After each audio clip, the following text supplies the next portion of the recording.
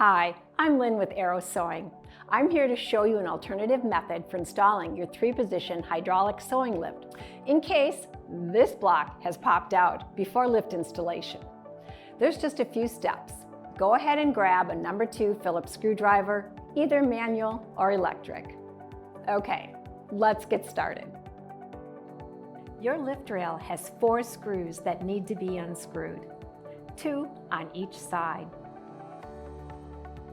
Start with the top screw on the rail and work your way to the middle screw. Place all 4 of your screws safely in a bowl. We'll need them again soon.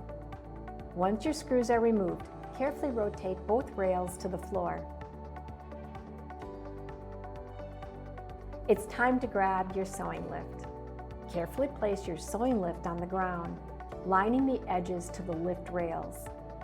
One side at a time, slide the white plastic inserts onto the rails. Again, one side at a time, carefully grab the end of the cable and install it to the top of the lift rail. From here, you'll want to make sure your sewing cabinet is positioned against the wall and the casters are locked. With both cables installed, push the lift down until you hear a click. The click is good. With the sewing lift now attached to the rails, rotate the lift rails back to their original position.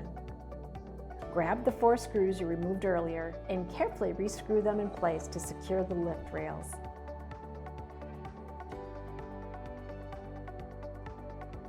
Voila! You've just installed the hydraulic sewing lift on your sewing cabinet from Kangaroo Sewing Furniture. And don't forget your custom acrylic sewing insert for flatbed sewing.